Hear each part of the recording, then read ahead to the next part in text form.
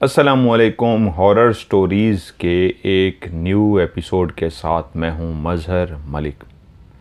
Thank you so much and love you so much आप सबके प्यार भरे फीडबैक का।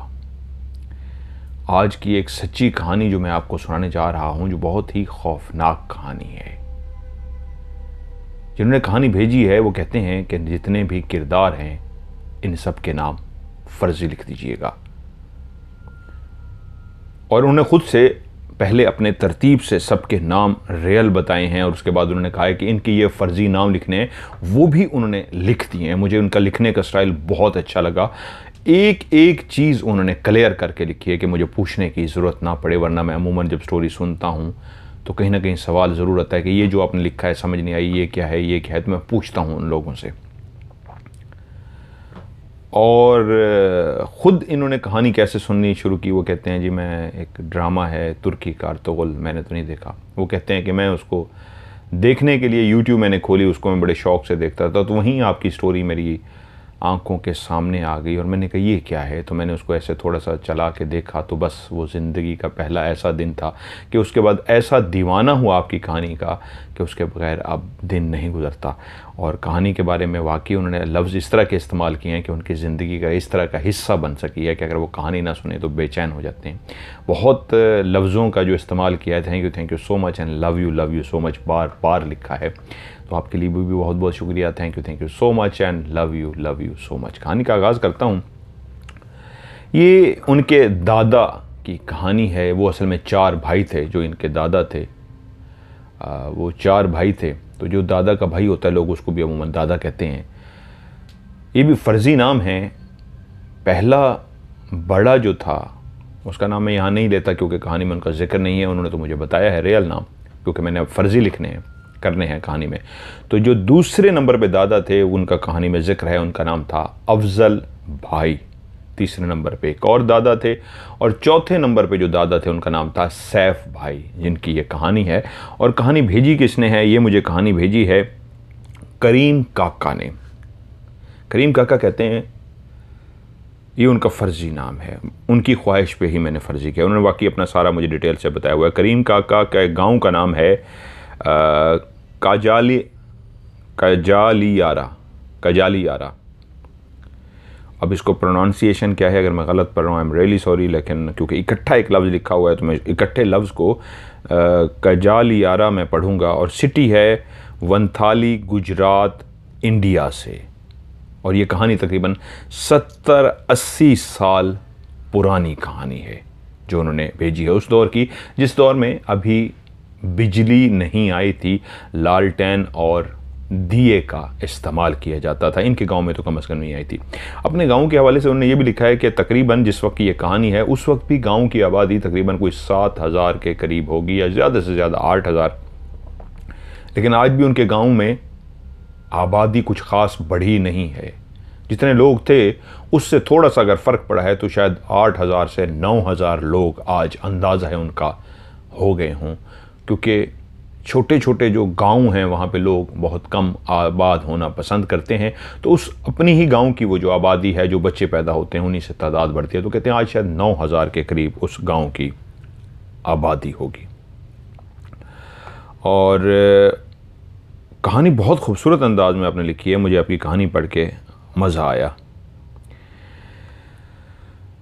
अपनी कहानी के बारे में उन्होंने लिखा कि बहुत फ़ैसला नहीं हो रहा था आपको भेजूं या ना भेजूं, लेकिन आखिरकार उन्होंने मुझे कहानी भेज दी। तो कहानी शुरू होती है उनके उन 4 दादा, जिनमें से जो 3 दादा थे, बड़ा दूसरे नंबर पे अफजल भाई। बहुत सारे लोग होते हैं जिनको भाई के नाम से भी पुकारा जाता है। हर गाँव का अपने तहजीब, अपना कल्चर होता है।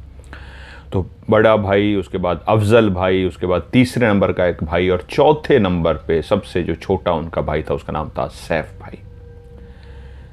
बड़े तीनों भाई गुजर बसर के लिए जो उनका रोज़गार था उस गांव के अंदर रस्सियां बनाते थे। बारीक रस्सी, मोटी रस्सी, ऑर्डर आते थे उस हिसाब से रस्सियां बनाते थे। ख़ुद से भी कुछ अपनी छोटी छोटी रस्सियां बना लेते थे, जो गांव के लोगों को ज़रूरत होती थी उनसे ख़रीदते थे। और दूर भी बेचने के लिए, मतलब शहर से या दूसरे गांव से भी आर्डर आ जाते थे तो उनके लिए भी वो रस्सियां तैयार करते थे। लेकिन जो उनका सबसे छोटा दादा था सैफ भाई, जहाँ वो सेहतमंद नौजवान कड़ियल सा था, वहीं दिमाग का बहुत सख्त मिजाज था, लड़ाका, झगड़ालू, बात बात पे गुस्सा कर जाना, बात बात पे लड़ पड़ना। तो तीनों भाइयों ने फैसला किया कि इसको काम से दूर रखो, इसको खर्चा पानी दे दिया करो, क्योंकि वो कभी ग्राहकों के साथ लड़ पड़ता था, कभी किसी के साथ लड़ पड़ता था। उन्होंने कुछ अपने साथ मुलाजिम भी रखे हुए थे, वो उन मुलाजमों के साथ भी लड़ पड़ता था। तो यही फैसला हुआ कि इसको दूर ही रखा जाए उसके मिजाज की वजह से। और फिर ऐसा हुआ, उसी गांव से तकरीबन कोई 20 मिनट 25 मिनट के फासले पे एक नदी बहती थी। उस नदी के किनारे एक पीपल का दरख्त था। उस पीपल के दरख्त की छांव में 7-8 लोग बैठ के जुआ खेलते रहते, जिसमें उनका दादा सैफ भाई भी शामिल होता। अब उसकी ज़िंदगी क्या थी, भाइयों ने शादी तो कर दी थी, उसके बावजूद वो सारा दिन उस जुए वाली जगह में बैठा रहता, जुआ खेलता और घर आ जाता। घर आने का भी उनका कोई मिजाज नहीं था, कोई टाइम नहीं था। जब दिल करता वो आ जाता, जब दिल करता वो लेट घर में दाखिल होता। मोहब्बतों भरा गांव था, लोग एक दूसरे का बहुत ख्याल रखते थे, रख रखाव था, इज्जत व एहतराम था। लेकिन सैफ के बद मिजाजी की वजह से इसकी अगर किसी से बनती थी तो सिर्फ उस मस्जिद के इमाम साहब थे, जिससे उसकी बहुत अच्छी दुआ सलाम थी। उसके अलावा उसकी किसी से भी नहीं बनती थी, और उसकी रीज़न थी उसका वही मिजाज। जितना वो बदमिजाज था उतना ही वो बहादुर समझा जाता था। वो डरता नहीं था किसी भी बात से। इमाम साहब इमाम मस्जिद के साथ उसकी कैसे बनी थी कि उसी गांव से तकरीबन कोई 30-40 मिनट की दूरी पे एक चौराहा सा था, जहाँ पे 4 रास्ते आके मिलते हैं। चौक कह लीजिए, चौराहा कह लीजिए। उसी से थोड़ा सा आगे जंगल सा था, जंगल के पास, तकरीबन जंगल में ही समझ लीजिए वो चौराहा था। और इमाम मस्जिद साहब को पहली दफ़ा जब काम पड़ा तो उनके नज़रों में कोई भी ऐसा बहादुर बंदा ना मिल सका जिसके ज़रिए वो ये काम करते। तो उन्होंने पूरे गांव में निगाह दौड़ाई तो उनकी नज़रों में सिर्फ एक बंदा था जो ये काम कर सकता था, वो था सैफ भाई। सैफ भाई से मिले और उसको कहा, सैफ मुझे पता है इस गांव में तुम्हारे बराबर का कोई भी बहादुर शख्स नहीं है। इस गांव के तुम वाहिद शख्स हो जो बहुत ज़्यादा बहादुर हो, तुम डरते नहीं हो किसी भी चीज़ से। तो वो अपना सीना तान कर बोला, हाँ ऐसा ही है इमाम साहब, बोलिए काम क्या है। तो वो बोले कि ये काम जंगल में जाके रात के 2 बजे करना है, बलि चढ़ानी है। अब उनका गांव, उनका कल्चर, उन्होंने जो लफ्ज़ों का इस्तेमाल किया है, तो उसी को सामने रखते हुए मैं कहानी सुना रहा हूँ। क्योंकि लफ्ज़ जो आया है बली, बली मुसलमान मज़हब में नहीं होता, इस इमाम मस्जिद नहीं चढ़ाते, लेकिन क्योंकि उनकी लैंग्वेज इस तरह की है तो बली से मतलब था कि उतारा करना, तोड़ करना। जब कोई जादू हो, जिन्नात हो, या कोई अमल कर रहे हों, चिल्ला कर रहे हों, तो ऐसे मौक़ों पे वो उसको कहते थे नजराना देना। उसको उन्होंने अपनी लैंग्वेज के हिसाब से बली का इस्तेमाल किया कि कोई लोग सवाल ना करें, मैंने कहा एक्सप्लेन कर दूँ। तो उन्होंने कहा उसकी बली चढ़ानी है, क्या तुम कर लोगे? उसने कहा हाँ, इसमें डरने वाली क्या बात है। उसने कहा क्योंकि जंगल है और रात का टाइम है, लोग डरते हैं। उसने कहा कारी साहब फिर आपको अभी तक मेरी समझ नहीं आई क्या? जब आप खुद कह रहे हैं इस गांव में मेरे बराबर का कोई बंदा नहीं है जो बहादुर हो, तो फिर डर किस बात का, दीजिए मुझे। उन्होंने एक फल भी लिखा है जो मैंने सर्च किया, मुझे समझ नहीं आ सका। पिटकाला। उन्होंने कहा हम अपनी उस लैंग्वेज में इसको, बांग्लादेशी उसमें लैंग्वेज में नहीं, बांग्लादेशी ने एक लैंग्वेज उनकी है, उसमें पिटकाला कहते हैं। तो उसको जाके एक झटके में तोड़ना होता था, जो बहुत खौफनाक काम होता था, और उस चौराहे में जाके और कुछ करना होता था। तो कारी साहब ने जो भी अपना पढ़ना था, जो भी उस पर करना था, वो कर लिया,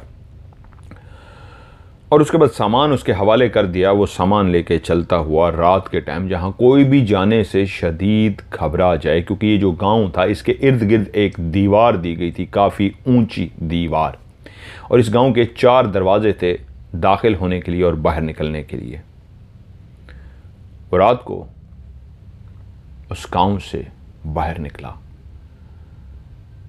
चलता चलता बगैर खौफ के आराम से धीरे से चलता हुआ, इसके बावजूद के सामने जंगल था और वो तन्हा था और कोई भी होता वो डर जाता, लेकिन जब उस जगह पे पहुंचा जो एक चौराहा सा था, तो उसको जिस तरह इमाम साहब ने समझाया था वैसे उसने सामान रखा, वैसे उसने पढ़ा और वैसे उसने उसको बलि चढ़ाई और वापस आ गया।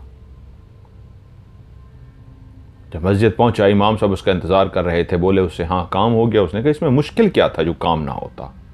और यूं उसकी और इमाम साहब की आपस में इस तरह की बन गई कि इमाम साहब ने जब भी काम कराना होता इसी को आवाज़ देते और ये चला जाता, और उसके बाद चाहे वो उतारा करना होता या नजराना देता होता, बलि चढ़ाना होता, कोई भी इस तरह के अमलियात के काम जो वो कर चुके होते, आखिरी काम चौराहे में जहाँ चौक में 4 रास्ते हों जहाँ के करना होता, तो वो काम सैफ भाई का था। सैफ अपने दोस्तों के साथ जुआ खेलता, ताश खेलता, बैठा रहता। ये ताश तो उन्होंने नहीं कहा, ये मैंने कहा, जो भी वहाँ पे वो जुआ वगैरह खेलते वो खेलते और घर आ जाता। बीवी के अंदर इतनी हिम्मत नहीं थी कि उससे पूछ सके कि आज देर से क्यों आए हो। वो मन मौजी था। उसके भाई उसको नहीं रोक सके थे, उसकी बीवी को भी समझा चुके थे कभी इससे बहस मत करना, अक्खड़ मिजाज है, अगर तुम इससे लड़ोगी, इससे बहस करोगी तो याद रखो तुम्हारा घर खराब होगा, चुप ही रहना। तो वो एक अच्छी खातून थी, आगे से चुप ही रहती थी। एक शाम ये उसी पीपल के दरख्त के नीचे से जुआ खेल के वापस घर की तरफ जाने लगा तो देखा सामने से इमाम साहब आ रहे हैं। सलाम किया तो इमाम साहब बोले, सैफ तुमसे काम है, आज रात मस्जिद में आना। उसने कहा ठीक है इमाम साहब, मैं आ जाऊंगा। रात को तकरीबन 10 बजे के करीब वो मस्जिद में दाखिल हुआ तो इमाम साहब उसका इंतज़ार कर रहे थे। इमाम साहब ने उससे कहा, सैफ आज का जो काम है बहुत ही भारी है, बहुत ही मुश्किल काम है, क्या तुम कर लोगे? वो जो बात सुन रहा था एकदम से चौंका, इमाम साहब की तरफ देखा और बड़े गौर से उनके चेहरे की तरफ देख के इमाम साहब से मुखातिब हुआ, इमाम साहब क्या हुआ है आपको? आप सैफ से मुखातिब हैं, कर लोगे? क्या मतलब है इस बात का? हमेशा मैं ही करता आया हूं तो मैं ही करूंगा, आप इस तरह क्यों पूछ रहे हैं? तो इमाम साहब दोबारा से मुखातिब हुए, इसलिए कि आज का जो काम है बहुत ही ज्यादा सख्त है, इसलिए मैंने तुमसे पूछा कि क्या तुम कर लोगे? तो उसने कहा हाँ हाँ इमाम साहब मैं कर लूंगा, काम बताइए। तो इमाम साहब ने एक तावीज़ उसके हाथ में दे दिया। ये क्या है? उसने कहा ये तुम्हारी हिफाजत के लिए तावीज़ है। इस तावीज़ को अपने हाथ को खोल के दोनों उंगलियों के बीच में, ये जो 4 उंगलियां होती हैं, 2 एक तरफ 2 एक तरफ, बिल्कुल जो सेंटर बनता है उंगलियों का, इसी के बीच में तावीज़ को रख के मुट्ठी बंद कर लेना। तो ये तावीज़ तुम्हारी हिफाजत करेगा। उसने कहा इमाम साहब ये कैसी आप बातें करें, सैफ को और तावीज़ की कोई ज़रूरत नहीं है, मुझे डर खौफ नहीं होता, ना कभी मैं डरा हूं, इस तावीज़ को अपने पास रखिए। इमाम साहब ने ज़बरदस्ती वो तावीज़ उसकी जेब में डाल दिया कि बावक्त ज़रूरत ये तुम्हारे काम आएगा, इसको जेब में रखो। मुझे पता है तुम डरते नहीं हो, लेकिन आज का काम बहुत सख्त है, आज ये जो उतारा भी करना है, बलि भी चढ़ानी है।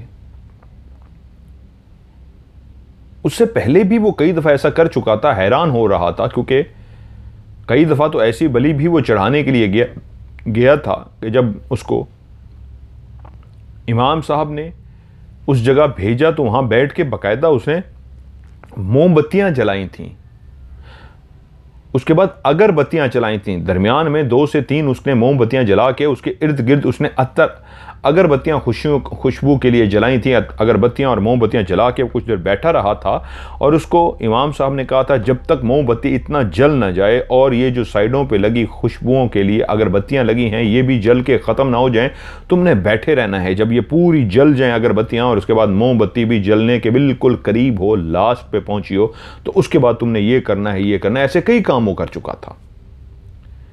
तो आज भी जो उसको एक पूरा बोरा दिया गया, एक छोटी सी बोरी दी गई जो भरी हुई थी, ये उतारा था और भली भी थी। एंड में उसके क्या सामान था, उसके अंदर क्या था, इमाम साहब ने उसको कहा तुम जानते हो, पहले तुम ऐसा कर चुके हो। उसके अंदर कुछ लोगों के कपड़े थे, दुपट्टे थे, चीज़ें थी जिनका उतारा करना था, जिनके ऊपर जादू का, जिन्नात का, इस तरह का मामला था, तो उनका तोड़ करना था। इसलिए उस बोरी में उन तमाम लोगों के कपड़े और चीज़ें थीं। और शायद भारी काम इमाम साहब इसलिए बोल रहे थे कि आज कुछ ज़्यादा ही लोगों का तोड़ था जादू का जो उन्होंने करना था, इसलिए काफ़ी लोगों के कपड़े उसके अंदर भरे हुए थे। उसने कहा ठीक है, मुझे कोई मसला नहीं है, मैं कर लूँगा। सैफ भाई ने वो बोर्टा उठाया और उसी रास्ते की तरफ रवाना हो गया। गांव के इर्द गिर्द जो 4 दीवारी दी गई थी, उस 4 दीवारी को क्रॉस करता हुआ उस दरवाजे से वो बाहर निकला। तो अब वो गांव से बाहर निकल चुका था और चलते चलते चलते उस चौराहे की तरफ जा रहा था जहां हर तरफ घुप अंधेरा था। कोई भी शख्स रात की इस तारीकी में ऐसा उतारा करने से शदीद खौफजदा हो जाता। सैफ बग़ैर डरे, बग़ैर खौफ महसूस किए चलता हुआ उस चौराहे की तरफ पहुंचा और जैसे ही उस चौराहे के बिल्कुल दरमियान में पहुंचा, उसने अपना बोर्टा उठा के नीचे रखा। जैसे ही उसने बोर्टा नीचे रखा तो उसने देखा कि बोर्टा खुद ब खुद खुल गया और बोर्टे के अंदर एक दुपट्टा था कि वो उसने देखा कि वो खड़ा देख रहा है, एक बहादुर शख्स है कि उसका मुंह जो बंद हुआ था बोर्टे का, बोरी का, वो खुद ब खुद खुलना शुरू हो गया है और उसी के अंदर से एक दुपट्टा बाकायदा तौर पे खुद ब खुद ऊपर की तरफ निकलना शुरू हो गया है। जैसे सांप ऊपर निकलता है वैसे इंसानी खातून का, किसी खातून का दुपट्टा ऊपर की तरफ उठना शुरू हो गया है और देखते ही देखते वो दुपट्टा ऊपर आसमान की तरफ जाके खुल गया है और लहराना शुरू हो गया है। और उसी लम्हे उसने देखा कुछ और भी जो कपड़े थे वो उसी बोर्टे के अंदर से निकलने शुरू हो गए और ऊपर हवा में लहराने शुरू हो गए। इस अंदाज में लहरा रहे थे जैसे किसी कपड़ों को सूखने के लिए तार पे डाल दिया जाता है तो वो तार के साथ बंधे होते हैं, उसके ऊपर लटके होते हैं। ऐसे ही कपड़े बोर्टे के अंदर से, उस बोरी के अंदर से निकलना शुरू हो गए और ऊपर हवा में लहराना शुरू हो गए। वो समझ ना पाया कि ये हुआ क्या है और उसी लम्हे उसने देखा कि उसके अंदर मौजूद वो जो मोमबत्तियां और अगरबत्तियां थी वो भी उसी लम्हे खुद ब खुद उस बोरे में से बाहर निकली और एक माचिस जलाने की जिस तरह आवाज़ आती है ऐसे आवाज़ आई और एक तीली खुद ब खुद जो कहाँ से आ गई थी वो जली और उन मोमबत्तियों को जलाना शुरू हो गई। वो मोमबत्तियाँ जो हवा में आके लहरा रही थीं, एक तीली जल के उनको आग लगा रही थी, वो मोमबत्तियां जलना शुरू हो गईं और उसी लम्हे देखते ही देखते वो जितनी भी अगरबत्तियां थी उनको भी उस तीली ने जला दिया। अब अगरबत्तियां और मोमबत्तियां ना सिर्फ जल गई थीं बल्कि उसके सर के इर्द गिर्द गोल गोल घूमना शुरू हो गई थीं। वो बहादुर ज़रूर था लेकिन कभी उसका इस तरह की चीज़ों से पाला भी नहीं पड़ा था।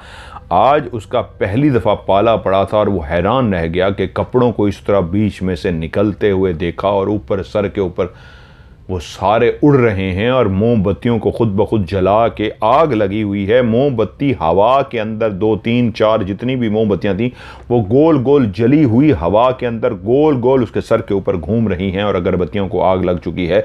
जैसे वो उनको ज़मीन के अंदर गाड़ देता था और गढ़ी हुई जैसे जलती थी, धुआं निकलता था, ऐसी ही वो फ़ज़ा में मौजूद थी, इस अंदाज में जैसे उन अगरबत्तियों को ज़मीन में गाड़ दिया गया हो। लेकिन वो चारों मोमबत्तियां और बाकी अगरबत्तियां गोल गोल घूमे जा रही थी और उनसे ऊपर कपड़े घूम रहे थे। ये ऐसा मंजर था कि जब उसने देखा, जब उसको इतना होश आया कि मैं एक अजीबो गरीब मंजर देख रहा हूं, मेरे सर के ऊपर मोमबत्तियां और अगरबत्तियां गोल गोल जलती हुई घूम रही हैं और उससे ऊपर वो जो इस बोरी के अंदर कपड़े थे वो उड़ उड़ के ऊपर घूम रहे हैं और उड़ रहे हैं। तो उसी वक्त उसको लगा कि मुझे दौड़ जाना चाहिए। डर गया, कभी पाला नहीं पड़ा था, बहादुर था, अक्खड़ मिजाज था, लड़ाका था, लेकिन कभी इस तरह का मंजर तो नहीं देखा था। लेकिन ये मंजर रात के, उस पहर के रात को 11 बजे के करीब वो चौक में अकेला खड़ा है जंगल के पास और ऐसा मंजर देख रहा है कि चीज़ें उड़ रही हैं। तो उसने फैसला किया मैं भागूं, और जैसे ही वो भागा तो उसको पता लगा कि उसके पाँव ज़मीन के अंदर इस अंदाज में रखे हैं, अंदर नहीं ज़मीन के ऊपर, जैसे चिपक से गए हों। किसी ने उनके पाँव को एल्फी से चिपका दिया हो। वो पाँव उठाना चाहता था और पाँव जमीन से उठ ही नहीं पा रहे थे। बिल्कुल इस अंदाज में चिपक गए थे जैसे अब वो सारी जिंदगी इन पाँव को उठा ही नहीं सकेगा। वो दौड़ने के लिए जैसे ही ऐसे भागने की उसने कोशिश की तो पाँव तो हिले ही नहीं।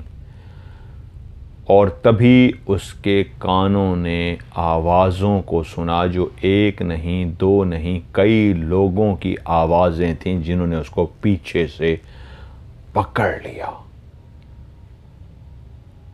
किसी ने उसके पाँव को पकड़ा था तो दो हाथों ने उसके दूसरे पाँव को पकड़ा था। किसी ने उसके टांग के अंदर भी हाथ थे, उसकी कमर में भी हाथ थे। किसी ने पीछे कमीज से उसको पकड़ा हुआ था, किसी ने पीछे उसको कॉलर से पकड़ा हुआ था, यहाँ तक कि उसके बालों में भी हाथ था। उसके पूरे वजूद को पीछे वाली साइड से किसी ने पकड़ रखा था। उसको कारी साहब, मौलवी साहब ने एक बात जो स्पेशल हमेशा कह के भेजते थे हर दफ़ा, कि तुमने कभी भी पीछे मुड़कर नहीं देखना। वो जब भी ऐसे काम करने के लिए आता था कि ज़मीन पे मोमबत्तियों को रखता, इर्द गिर्द अगरबत्तियां जलाता, उनको तीली लगाता, बैठता, पीछे उनको बार बार जिस अंदाज में उसको बैठना होता था वो उसको बार बार समझा के भेजते थे, पीछे मुड़ के मत देखना। ज़रूरत ही पेश नहीं आई थी, वो डरता नहीं था कि पीछे मुड़ के ना देखे, लेकिन शायद ज़रूरत ही पेश नहीं आई थी, उसको कोई खौफ ही नहीं था, वो शायद देख भी लेता। लेकिन आज पहली दफ़ा था कि जब वो आ रहा था, आज भी इमाम साहब ने उसको कह के भेजा था पीछे मुड़ के मत देखना। और आज तो 2-3 दफ़ा पूछ लिया था, डरोगे तो नहीं, कर पाओगे ना, कर पाओगे। तो हैरान था कि ऐसा क्यों पूछ रहे हैं। उन्होंने कहा था आज काम बहुत सख्त है। वो फिर भी हैरान हुआ, तो क्या हुआ, सख्त है तो मैं ही तो हमेशा करता हूँ, मैं कर लूँगा। तो आज उसको अंदाज़ा हुआ जब उसके वजूद को पीछे से हर तरफ से हाथों ने पकड़ लिया। बाकायदा वो महसूस कर रहा था कि बाकायदा इंसानी हाथ जैसे बालों में हाथ डालता है, ऐसे बालों में हाथ था। कॉलर कमीज़ का उससे किसी ने पकड़ा हुआ था। पीछे वाले वजूद पे कोई जगह ही नहीं थी जहाँ से उसको किसी ने पकड़ा हुआ ना हो। और वो जितने भी हाथ उसको पीछे से पकड़े हुए थे, उनकी गरमाइश उसके जिस्म को जला रही थी। वो इंतहाई गरम गरम हाथ थे जिन्होंने उसको पीछे से थाम रखा था। और वो हैरान था मैं भागूं कैसे, क्योंकि उसने भागने की नीयत ही की थी। तो उसी लम्हे उसको महसूस हुआ कि उसके पाँव ज़मीन पे चिपक गए हैं। असल में उसके पाँव ज़मीन पे चिपके नहीं थे खाली, उसी लम्हे उसको पीछे से किसी ने इस अंदाज में थाम लिया था, गिरबान से पकड़ लिया था, सर के बालों से, जिस्म से, कि अब भाग के दिखा। आज उसको वो जुमला याद आया जो इमाम साहब उसको कहते थे कि पीछे मुड़ के ना देखना। तभी वो बहादुर भी था, लेकिन आज इतना खौफजदा हो गया था। उसके दिमाग में आया कि हाँ मैं पीछे मुड़ के देखूं कौन है जिन्होंने मुझे थाम रखा है। लेकिन उसने देखा कि मेरे दिल की धड़कन बहुत तेज है, मेरा वजूद कांप रहा है, और जिन्होंने मुझे थाम रखा है, कुछ लम्हे पहले तक मैं जब यहाँ पहुँचा था तो ये एक चौराहा सा है, एक चौक सा है जहाँ पे 4 रास्ते, लेफ्ट राइट फ्रंट बैक, 4 रास्ते एक जगह पे आके लगते हैं तो एक चौराहा सा बनता है, चौक सा बनता है। और मैं यहाँ अकेला आके खड़ा हूँ। अगर कोई बशर, कोई इंसान जिनकी तादाद 8-10 हो कहीं से आना चाहें तो मुझे फ़ौरन पता लग जाएगा, क्योंकि ऐसी रात की खामोशी थी, ऐसी सुकून रात कि सिर्फ झींगर जिस तरह बोल रहा होता है, मेंढक के कहीं थोड़ी देर के बाद बोलने की कहीं से आवाज़ आ जाती, वरना हर तरफ खामोशी थी। जब वो चलता हुआ आ रहा था तो उसको अपने कदमों की आहट भी सुनाई दे रही थी। तो 8, 10, 15 लोग, पता नहीं कितने लोग थे पीछे जिन्होंने उसको थाम रखा था। अगर वो कहीं से आते तो उन सबके कदमों की आहट आ जाती। वहां से तो कोई आया ही नहीं था। तो फिर ये कहां से आ गए थे? एकदम से आए थे, क्योंकि उसको वो मंजर भी याद था जब वो पहुंचा और उसने अपनी बोरी को रखा था। अभी सिर्फ रखा ही था, उस लम्हे भी जब वो उस चौक में आके खड़ा था, अभी तो उसने अपनी पोजीशन बनानी थी। क्योंकि उसको इमाम साहब ने कहा था कि जब बोरी को रखोगे तो इस अंदाज में आज तुमने बैठना है, ये वाली मोमबत्ती उठानी है, ये वाली अगरबत्ती उठानी है और इसको इस अंदाज में रखना है। ये भी इमाम साहब उसको समझा के भेजते थे। अभी तो उसने बोरी को रखा ही था, उसके बाद उसने इसमें से सामान निकालना था, मोमबत्तियों को निकाल के ज़मीन के अंदर रखना था, अगरबत्तियों को एक ख़ास अंदाज में रखना था, उनके बाद उनको जलाना था और फिर एक ख़ास पोजीशन में बैठना भी था। जिस सिमत उसने कमर करनी थी उसी सिमत तो अभी उसका मुंह था। वो जब चीज़ें सेट कर लेता उसके बाद फिर वो जंगल की तरफ कमर करके बैठता और बैठा रहता। लेकिन अभी तो उसका मुंह ही जंगल की तरफ था कि उसने मुड़ के देखा कि पीछे खुद ब खुद जो बोरी उसने उतार के रखी है उसका मुंह खुलना शुरू हो गया, चीज़ें निकलना शुरू हो गई, दुपट्टे कमीज़ें हवाओं में उड़ना शुरू हो गई, अगरबत्तियां जल गई, मोमबत्तियों को आग खुद ब खुद माचिस की तीली ने लगा दी और सब कुछ उसके ऊपर घूमना शुरू हो गया कि एकदम हुआ था कि उसको संभलने का मौका ही ना मिला। और अब वो मंजर था कि वो पीछे मुड़ के देखता तो शायद उसका दिल दहल जाता। उसको इमाम साहब ने कहा था, बस एक ध्यान रखना, मैं जानता हूं तुम सैफ बहुत बहादुर हो, पीछे मुड़ के देखने की गलती मत करना। और अभी जिन्होंने उसको पीछे से थाम रखा था, जिनके हाथों की गरमाइश तपिश इतनी ज्यादा थी कि उसका वजूद जलता हुआ महसूस हो रहा था, तो वहीं पे पीछे से आवाजें आ रही थी, तू जाता कहां है, रुक तो सही, आज तू जाके तो दिखा। और ये इतनी आहिस्ता आहिस्ता आवाजें थीं कि इनको कोई गौर से सुनेगा तो आवाज आएंगी। क्लियर ऊंची आवाज में नहीं बोला जा रहा था, ऐसा लगता था पीछे एक भीड़ सी लग गई है, पीछे एक शोर सा पड़ गया है। वो एक नौजवान, लंबा चौड़ा तगड़ा सा इंसान जो कभी डरा ही नहीं था, उसके पसीने छूट गए। 8-10 लोगों ने उसको पीछे से पकड़ रखा था और उनके हाथ आग की तरह गर्म थे। वो भागना चाहता था और पांव चिपके हुए थे। तो उसी लम्हे उसका दिमाग थोड़ा सा काम कर गया। उसके दिमाग में ख्याल आया, हाँ, इमाम साहब ने मुझे एक तावीज़ दिया था कि इसको हाथ में पकड़ लेना। मेरे पांव तो जम चुके हैं, मेरे पांव तो चिपक चुके हैं, पीछे से उन सब ने थाम रखा है, मैं देखूंगा तो बर्दाश्त नहीं कर सकूंगा, लेकिन मेरे हाथ तो अभी काम कर रहे हैं। उसने हाथों को हिला के देखा, उसके हाथ काम कर रहे थे। उसकी जगह पे कोई भी शख्स होता तब तक वो बेहोश हो चुका होता, लेकिन उसने हिम्मत नहीं हारी। उसने जल्दी से अपनी आगे वाली जेब के अंदर हाथ डाला और देखा तावीज़ अभी तक मौजूद है। उसने तावीज़ को फौरी तौर पे अपनी दोनों उंगलियों के, दो इस साइड पे दो इस साइड पे, दोनों उंगलियों के बीच में उसने तावीज़ को यहाँ पे रखा और मुट्ठी बंद कर ली। और जैसे ही उसने तावीज़ को उंगलियों के बीच में रखा और मुट्ठी बंद की, तो उसको ऐसा महसूस हुआ जैसे सर से पहला हाथ हटा हो, उसके बाद सर के नीचे बालों में जिसने हाथ पकड़ा हुआ था वो हाथ पीछे गया हो, उसके बाद उसको लगा कॉलर से किसने हाथ उठाया हो, और आहिस्ता आहिस्ता सारे हाथ, एकदम से नहीं, उसको महसूस हुआ सारे हाथ एकदम आहिस्ता आहिस्ता पीछे की तरफ जा रहे हैं। उसके वजूद को जो उन्होंने पकड़ रखा है वो छोड़ते जा रहे हैं, छोड़ते जा रहे हैं।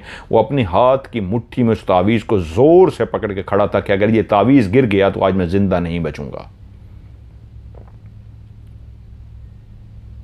और जब सारे हाथों ने उसको छोड़ दिया पीछे, उसको महसूस हुआ कि वो जो जलन का सा एहसास था, आग का सा एहसास हो रहा था, पीछे किसने मुझे इतनी ज़ोर से थामा हुआ और पकड़ा हुआ था, वो आग जैसे ख़त्म हो गई है। मेरा वजूद जो जल रहा था जलना बंद हो गया है इस तावीज़ की वजह से। तो उसने अपने एक पाँव को उठाने की कोशिश की, क्या मेरा पाँव भी आज़ाद हो गया है? तो उसने देखा मेरा पाँव आज़ाद हो चुका है, मैं पाँव उठाना चाहता हूँ, पाँव उठा सकता हूँ। जब उसको पता लगा कि दोनों पांव आज़ाद हैं तो वो सामान वहीं पे उसने फेंका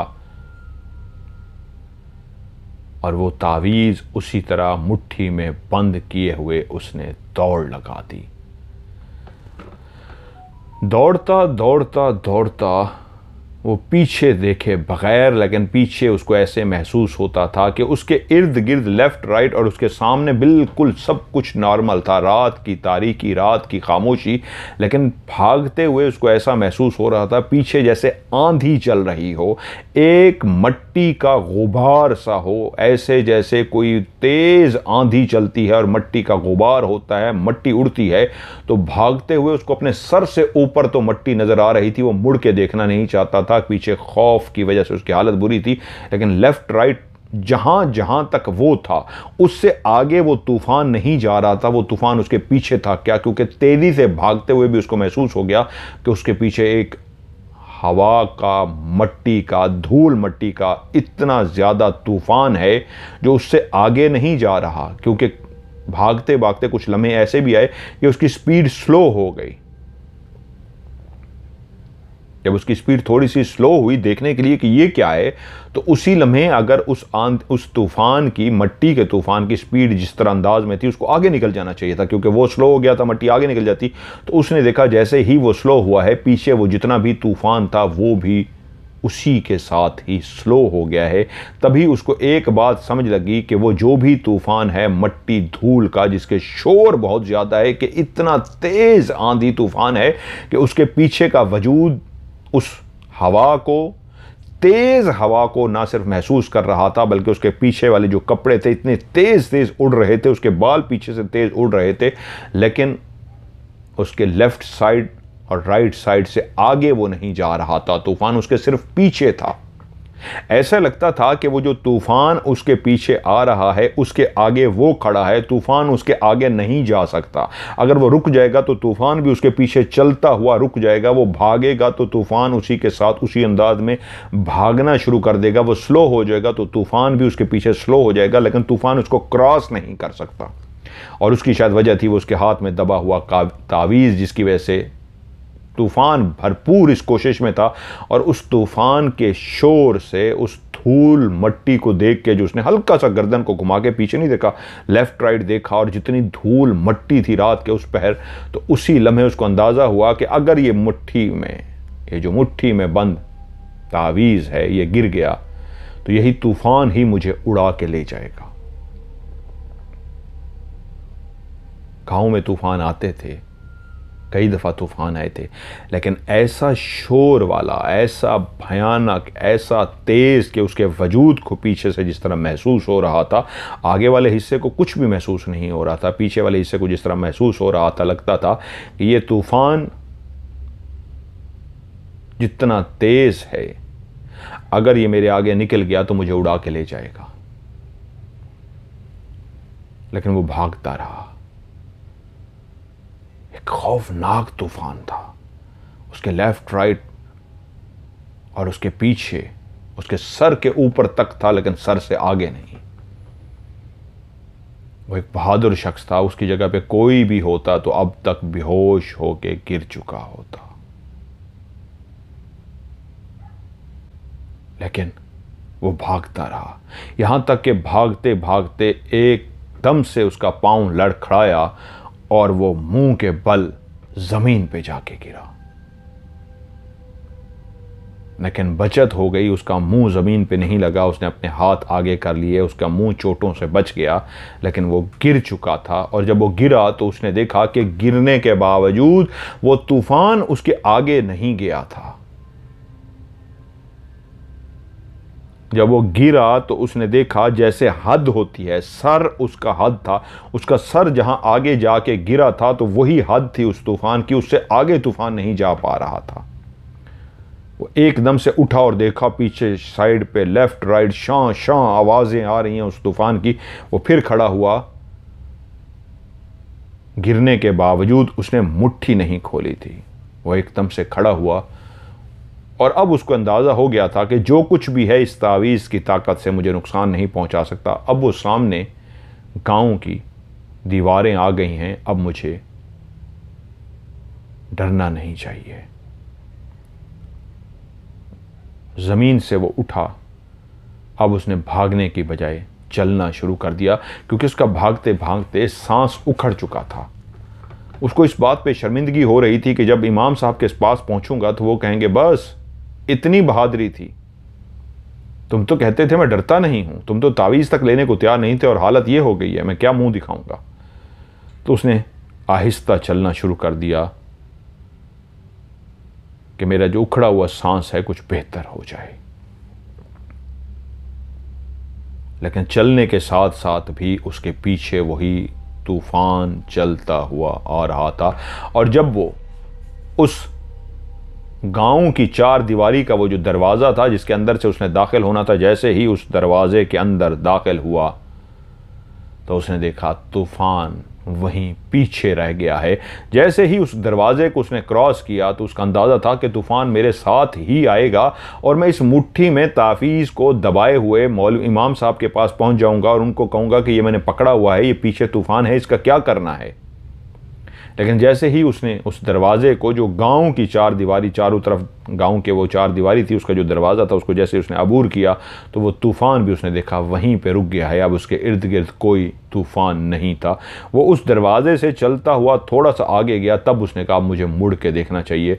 उसने पीछे मुड़ के देखा, कोई भी तूफ़ान नहीं था। ऐसा लगता था कि कुछ हुआ ही नहीं है, कुछ भी नहीं हुआ। वो वहीं पे रुक गया, अपने कपड़ों को बेहतर किया, अपने सांस को बहाल किया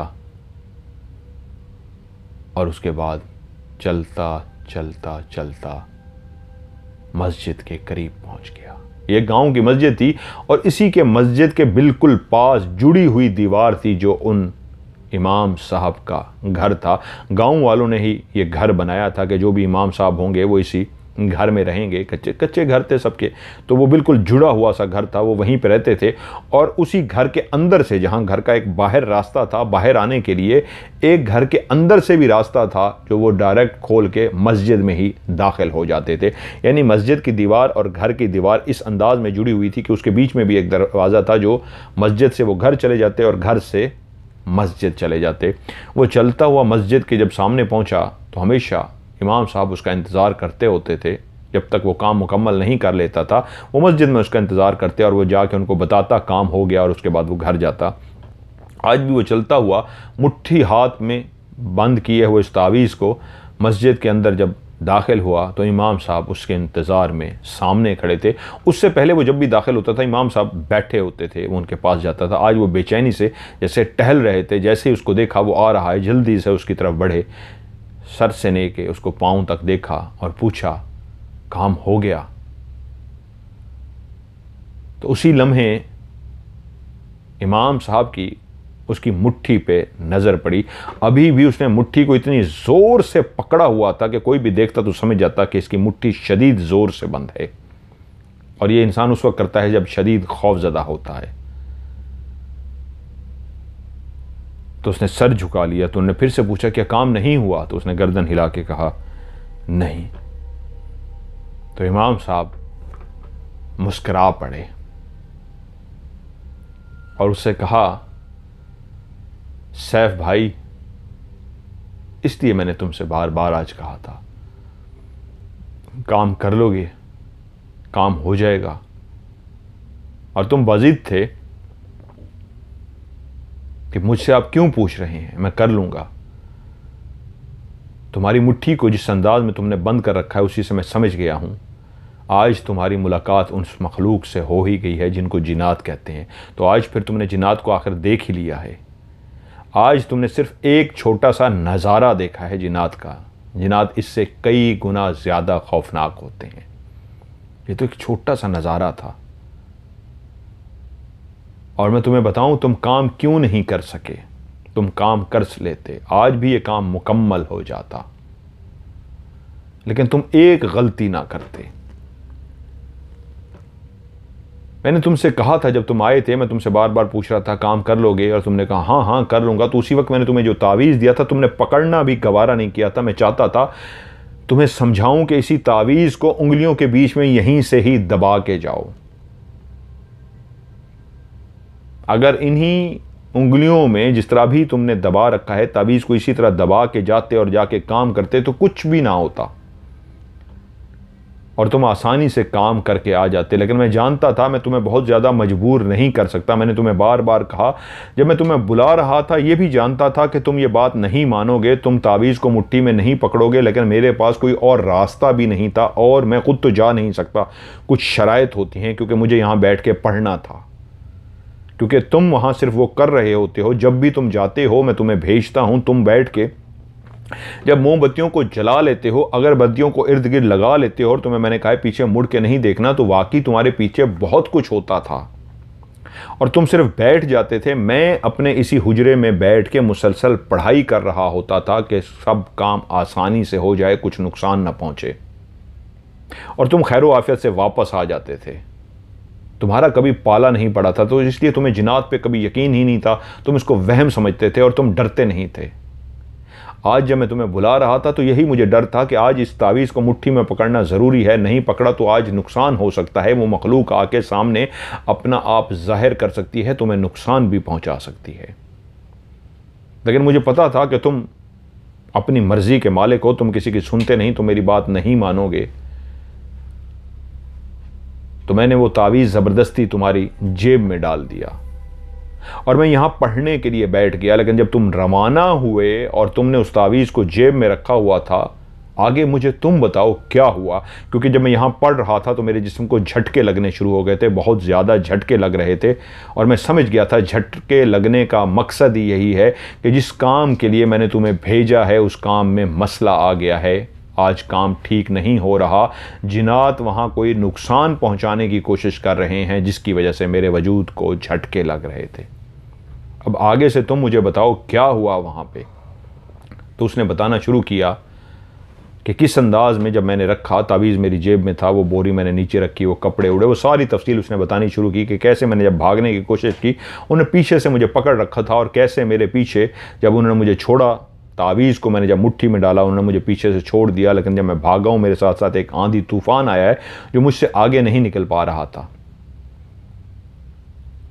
तो इमाम साहब बोले, वो मैं पढ़ाई कर रहा था, इसी वजह से वो तुम्हारे आगे नहीं निकल पाया। तुम्हारे हाथ में वो मुट्ठी में जो तावीज़ था उसी की वजह से तुम्हें नुकसान नहीं पहुंच सका। अगर तुम वो एक अक्लमंदी जो तुमने की है ना करते तो शायद आज तुम शदीद नुकसान उठा चुके होते। मैंने तुम्हें कई दफ़ा समझाने की कोशिश की है, जिनात को हकीकत मानो, जिनात को वहम मत मानो। जिनात का वजूद है, तुम बहादुर ज़रूर हो, लेकिन तुम्हें डरना चाहिए, लेकिन तुम डरे नहीं। लेकिन तुम्हारी अक्लमंदी के आखिरी टाइम पे तुमने इस तावीज़ को मुट्ठी में बंद कर लिया, इसलिए सब कुछ ठीक हो गया, वरना नुकसान हो जाता। खैर, काम तो होते रहते हैं, लेकिन एक बात आज तुम्हें समझ आ गई होगी कि जिनात के वजूद से अब तुम इनकारी नहीं होगे। तो उसने अपनी गर्दन हिला ली जैसे वो कह रहा हो, हाँ अब मैं जिनात के वजूद से इनकारी नहीं हूँ। उन्होंने पूछा, वो सामान कहाँ है सारा? कहा वो वहीं था जो जब तक मुझे याद है वो ऊपर उड़ रहा था। अगरबत्तियाँ भी, मोमबत्तियाँ भी, और जो भी कमीज़ें, जो भी दुपट्टे थे वो ऊपर उड़ रहे थे।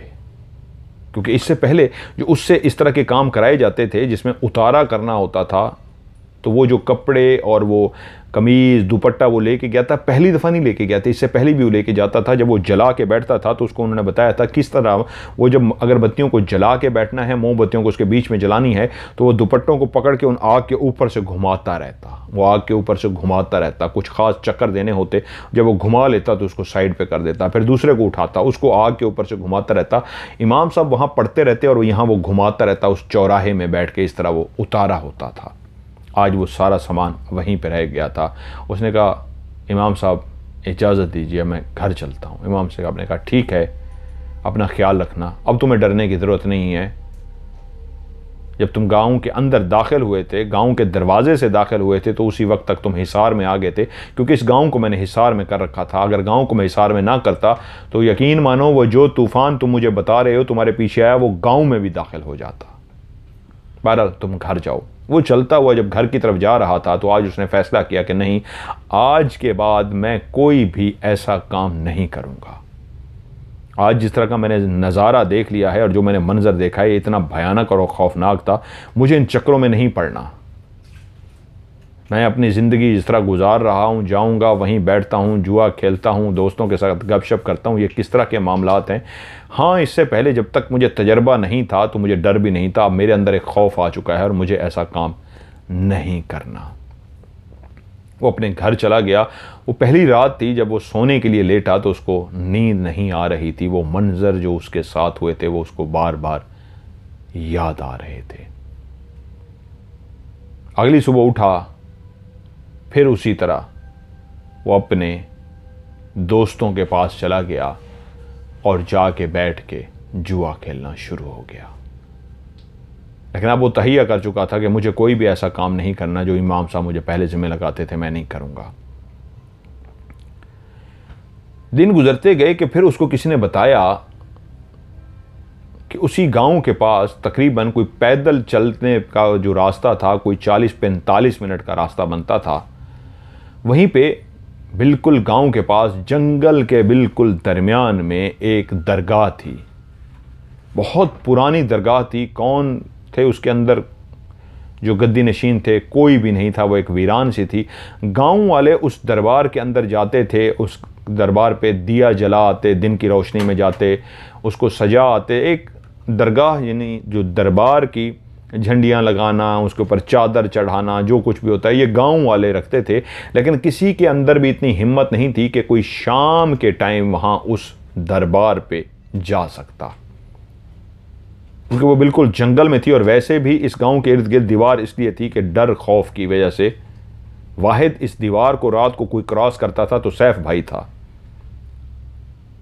लेकिन उस दरगाह के बारे में उसको जो एक और बात पता लगी वो ये थी, ये जो दरगाह है, इस दरगाह के नीचे कोई 6 सोने की देग दफन है। ऐसी 6 देगें हैं जो सोने से भरी हुई हैं और इस दरगाह के नीचे दफन हैं। और उन देगों को वही निकाल सकता है जो साहिब इल्म हो। कोई भी ऐसा शख्स जो रूहानियत नहीं जानता, साहिब इल्म नहीं है, वो इन सोने के ख़जानों को नहीं निकाल सकता। उसने जब ये वाक़या सुना तो दरबार पे तो गया था लेकिन अंदर कभी दाखिल नहीं हुआ था। तो पहली दफ़ा वो दरबार को देखने के लिए दिन की रोशनी में पहुंचा। जंगल के बीच में उसने देखा वो एक छोटी सी दरगाह बनी हुई थी। उसकी साइडों पे काफ़ी कब्रें बनी हुई थी, लेकिन दरमियान में एक बड़ी सी कब्र थी जिसके ऊपर तावीज़ के ऊपर चादरें चढ़ाई गई थीं। सब्ज़ कपड़े की चादरें चढ़ी हुई थी, सब्ज़ झंडियाँ लगी हुई थी, कपड़े की जो बनी हुई होती हैं। और दरबार का जिस तरह माहौल होता है वैसे ही दरबार के माहौल थे। कई जगहों पे दिए रखे गए थे जो अक्सर जलाए जाते थे। एक बड़ा सा दिया भी था जिसको अमूमन गांव वाले जला देते थे, जो तेल से भर चुका था और उसका तेल जलते जलते काला स्याह हो गया था। क्योंकि जैसे ही वो तेल जलता, अगले दिन कोई 2 दिन बाद 3 दिन बाद कोई नया बंदा जाता, उसमें सरसों का तेल डाल आता और वो फिर जलता रहता। तो बड़ा सा जो दिया था वो काला स्याह हो चुका था।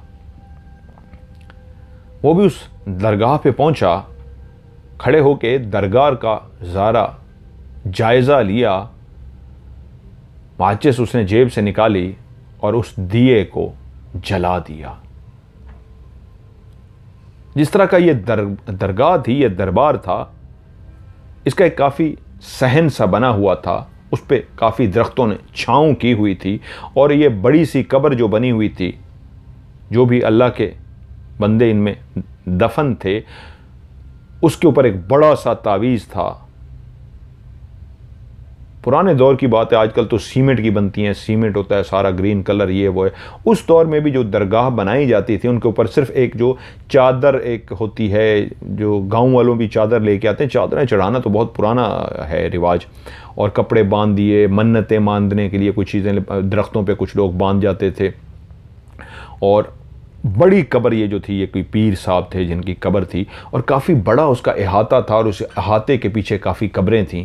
तो वो जायज़ा ले रहा था कि अगर ये इस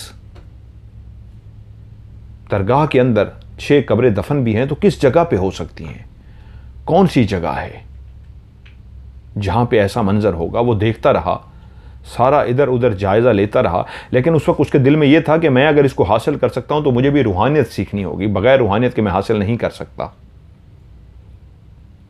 और मैं रूहानियत सीखूंगा और मैं रूहानियत सीखने के बाद वापस आऊँगा और ज़रूर इसको हासिल करूँगा। लेकिन अभी उसको देखना था कि किस जगह पे हो सकती है। 1 नहीं, 2 नहीं, 4 नहीं, 6 देगें थीं, और 6 देगें अगर किसी को मिल जाती तो वो कितना अमीर कबीर हो जाता।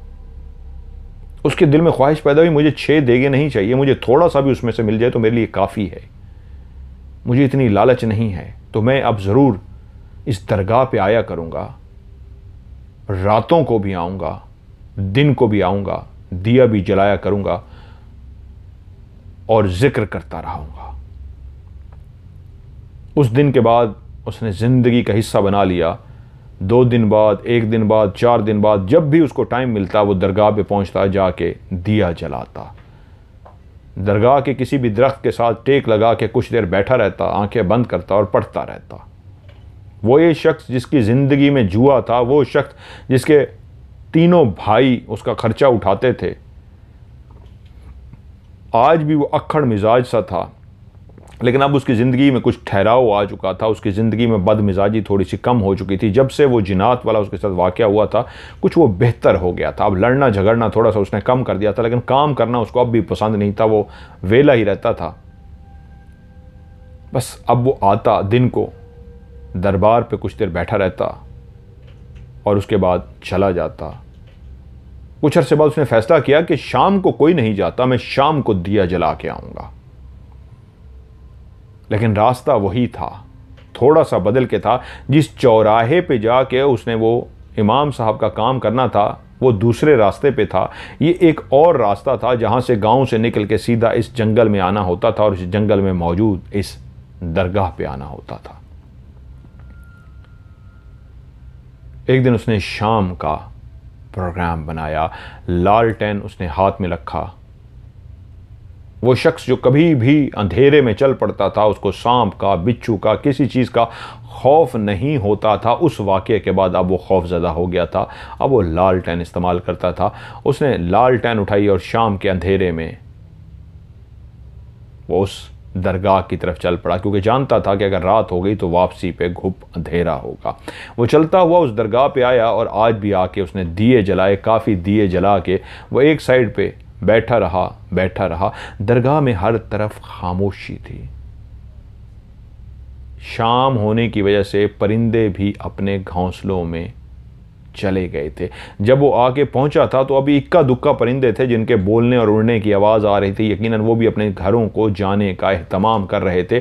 और बाकी उन्हीं दरख्तों पे जो इर्द गिर्द बने हुए थे, जो कुछ दरख्त दरबार के सहन में बने हुए थे, उनके ऊपर भी जो परिंदे बैठे हुए थे वो चहक रहे थे, आपस में बातें कर रहे थे। यकीनन वो भी सोने जा रहे थे। उसके बैठते ही बैठते आहिस्ता आहिस्ता हर तरफ अंधेरा फैलना शुरू हो गया और आहिस्ता आहिस्ता वो जो परिंदों का शोर सा आ रहा था, वो शोर भी होना बंद हो गया। अब रात की तारीकी हर तरफ फैल गई थी। रात की खामोशी हो गई थी और इस दरगाह के इर्द गिर्द जंगल ही जंगल था, जहाँ पे जानवरों के बोलने की आवाज़ आ रही थी। और इस दरगाह पे सिर्फ उसका लालटेन और चंद दिए जल रहे थे। और उन दियों के अंदर कोई मच्छर आग के अंदर आ जाता और आग उस मच्छर को पकड़ती तो एक शर्र की आवाज़ सी आती। उसका वजूद उस शमा के अंदर जल रहा होता। वो परवाना उस दिए की शमा के पास जाता और जल जाता। उसके जलने की आवाज़, शर्र की आवाज़ आती। वो बैठा रहा यहां तक कि रात हो गई। तभी उसको वो याद आया कि जो मंजर जिसने उसकी ज़िंदगी को बदला था वो तो वही था जो आखिरी दफ़ा उसको चौराहे के साथ पेश आया। लेकिन उसको वो दिन भी याद आ गया कि वो कहता है कि जब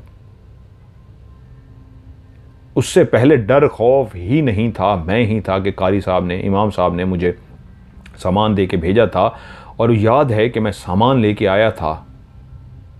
ये पहली दफ़ा ऐसा था कि मैं अगरबत्तियाँ और मोमबत्तियाँ साथ लेके आया था। उससे पहले मैंने कोई ऐसा काम नहीं किया था। और जब मैं लेके आया था तो उस सामान को मैंने निकाला था। ज़मीन के अंदर 3 मोमबत्तियाँ थीं, उनको गोल दायरे में तीनों को लगा दिया था और उसके बाद उनके बिल्कुल गोल गोल उनके बाहर दरमियान में मोमबत्तियाँ थीं और उनके साइडों पे सारी मैंने अगरबत्तियाँ लगा दी थीं और उनको मैंने जला दिया था।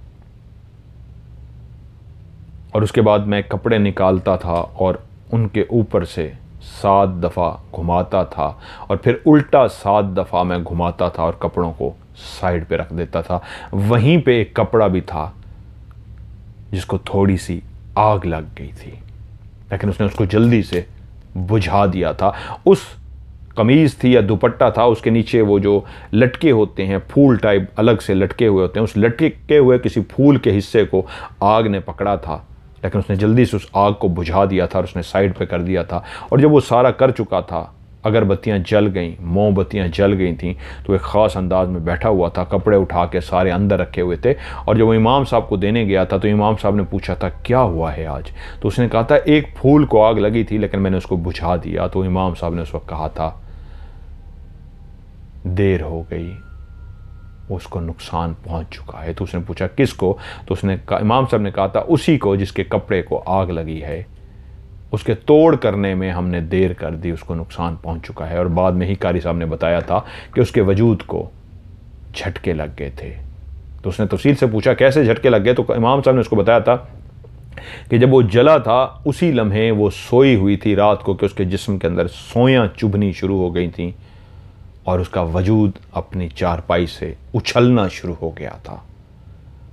ये वही लम्हे थे जिधर आग लगी थी और उधर उसका वजूद उछल रहा था। लेकिन जैसे ही उसने इमाम साहब को सारी चीज़ें ला कर दी थीं तो इमाम साहब ने उसी आग लगे हुए कमीज़ को जल्दी से उससे लिया था और उसके बाद उस पर पढ़ाई की थी और उसको बताया था कि अब वो बिल्कुल ठीक है।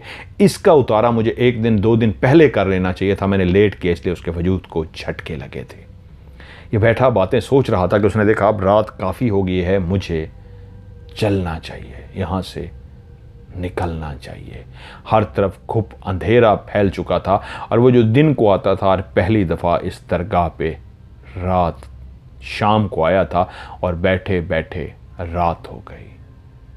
वो चाहता था कि उन देगों में से सोने की जो 6 सोने की देगें इस दरगाह के नीचे दफन हैं उनमें से उसको भी सोना मिल जाए। यहीं पे आज पार्ट 1 को मैं ख़त्म करता हूँ क्योंकि स्टोरी के अभी बड़े मज़ेदार पार्ट हैं जो इसमें मौजूद हैं, अभी बहुत कुछ होना है और मज़ा आएगा आपको सुन के। तो कल ज़िंदगी बखैर तो आपको इसी का पार्ट 2 सुनाऊंगा, बड़ा मज़ेदार है। तो क्योंकि मेरे ख्याल में 1 घंटे की जब स्टोरी हो जाती है तो मैं ख़ुद भी चाहता हूँ कि बस उसको रोक दिया जाए, बाकी उसको अगले दिन पे ट्रांसफ़र करते हैं। तो कल के दिन इंशाल्लाह इसका पार्ट 2 सुनाऊंगा, बहुत मज़ेदार इसका पार्ट 2 है, बहुत खौफनाक किस्म का, सही जिन्नात वाली कहानी है। तो आप लोग भी अपनी कहानियाँ भेजिए और जिन लोगों ने अभी तक कहानियाँ भेजी हुई हैं और उनकी कहानियाँ पहले से भेजी हुई हैं, प्रोग्राम में शामिल नहीं हो सकी, उनसे रिक्वेस्ट है कि वो दोबारा से भेज दीजिए क्योंकि मैंने व्हाट्सएप को डिलीट किया था।